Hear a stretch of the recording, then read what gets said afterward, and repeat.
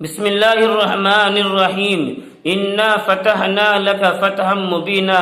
سب سے پہلے تو میں حافظ رجب طیب اردگان صاحب کو، جو ترکی کے صدر منتخب کیے گئے ہیں، دل کی گہرائیوں سے مبارکباد پیش کرتا ہوں۔ اور یہ تقریباً تیسری مرتبہ حافظ رجب طیب اردگان صاحب ترکی کے صدر منتخب ہوئے ہیں۔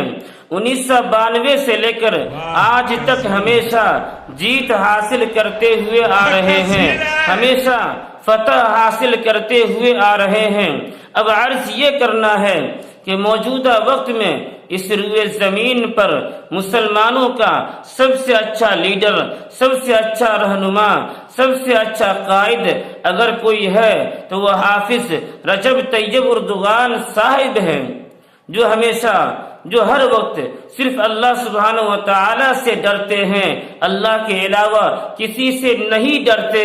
ان کے سامنے کتنا ہی بڑا طاقتور انسان کیوں نہ آ جائے، ان کے سامنے کتنا ہی بڑا طاقتور انسان کیوں نہ آ جائے، ان کے سامنے کتنا ہی بڑا پاورفل انسان کیوں نہ آ جائے، کسی سے ڈر نہیں سکتا۔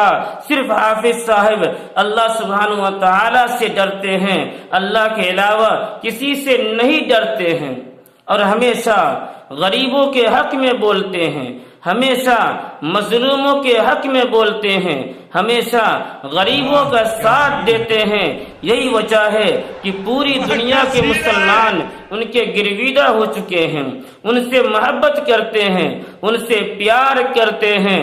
ابھی جب ووٹنگ نہیں ہوئی تھی تو اس سے پہلے پوری دنیا کے مسلمان ان کے لیے دعا کر رہے تھے، اور اللہ سبحانہ و تعالی نے سب کی دعا کو سن لیا، سب کی دعا کو قبول فرما لیا، اور حافظ رجب طیب اردگان صاحب کو اللہ سبحانہ و تعالی نے جیت بھی حاصل کروا دیا۔ اب آپ سے گزارش ہے کہ حافظ رجب طیب اردگان صاحب کے بارے میں آپ کی کیا رائے ہے، تو اپنی رائے کا اظہار کمنٹ کر کے ضرور دیں۔